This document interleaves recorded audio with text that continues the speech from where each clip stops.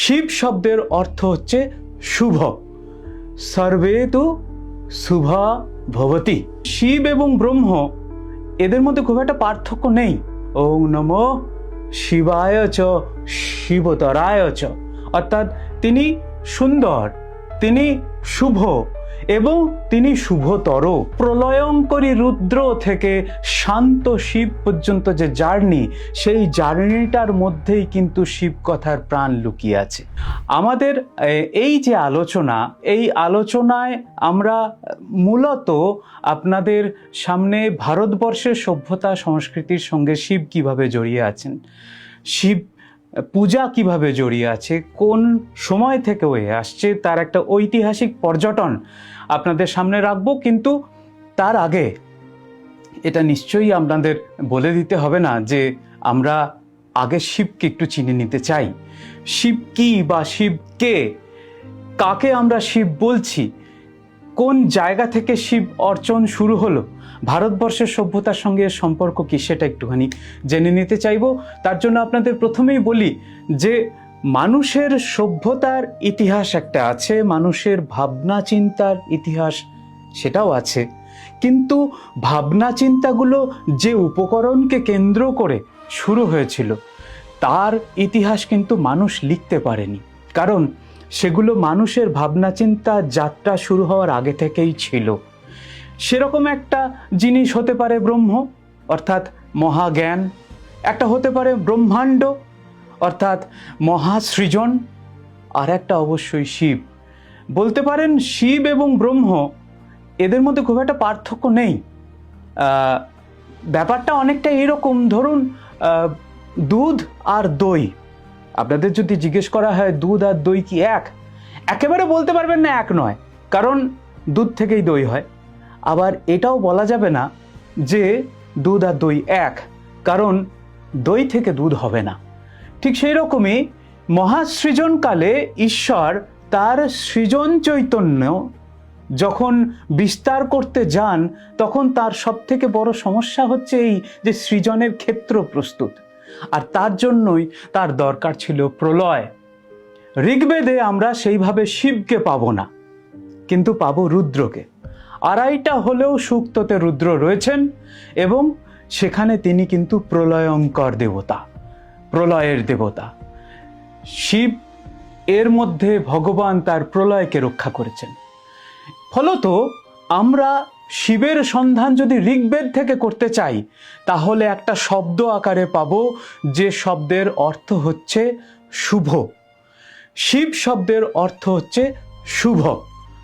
সর্বে তু শুভা ভবতি। এই জায়গা থেকেই কিন্তু আমরা শিবকে পাবো। শিব কিন্তু এখানে কোনো দেবতা না। আবারও বলে রাখি, ঋগ্বেদে শিব কিন্তু কোনো দেবতা নন, তিনি কেবলমাত্র একটি বিশেষণ, যার অর্থ হচ্ছে সর্বত্র শুভ। কিন্তু আমরা এই শিবকেই পাবো অর্বাচীন বৈদিক যুগে যজুর্বেদে। সেখানে তিনি রুদ্রের বিশেষণ হয়ে উঠছেন। রুদ্রকে কৃষ্ণ যজুর্বেদে তৈত্তরীয় সংহিতায় আমরা দেখতে পাচ্ছি, রুদ্রের স্তোত্রতে বলা হচ্ছে ওং নমো শিবায় চ শিবতরায় চ, অর্থাৎ তিনি সুন্দর, তিনি শুভ এবং তিনি শুভতর। এখানেও দেখতে পাচ্ছি কিন্তু শিব রুদ্রের বিশেষণ আকারে রয়েছেন, স্বয়ং শিব প্রকটিত হচ্ছে না। বলেন কখন থেকে? আপনারা ইতিহাস পড়েছেন, আমার থেকে অনেক প্রাজ্ঞ, আপনারা জানেন যে অশোকের সময় থেকে প্রাকগুপ্ত যুগ জুড়ে যে বৌদ্ধ ধর্মের বিকাশ ঘটল, সেই বিকাশ সনাতন ধর্মের ক্ষেত্রে একটা বড় সংকটকাল নিয়ে এসে হাজির হয়েছিল।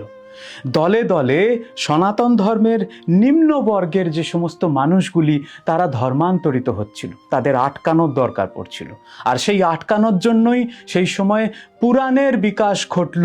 আর এই পুরাণই হচ্ছে হিন্দু ধর্মের সভ্যতার সংস্কৃতির ধাত্র। অর্থাৎ সেই অর্থে বলতে গেলে এই অশোকের পূর্বকাল পর্যন্ত কিন্তু হিন্দু ধর্ম এরকম কোনো ব্যাপার ছিল না, সনাতনী ব্যাপারটা ছিল।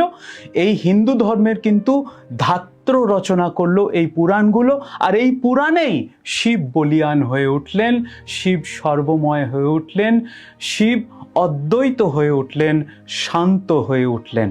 অর্থাৎ এই যে প্রলয়ঙ্করী রুদ্র থেকে শান্ত শিব পর্যন্ত যে জার্নি, সেই জার্নিটার মধ্যেই কিন্তু শিব কথার প্রাণ লুকিয়ে আছে।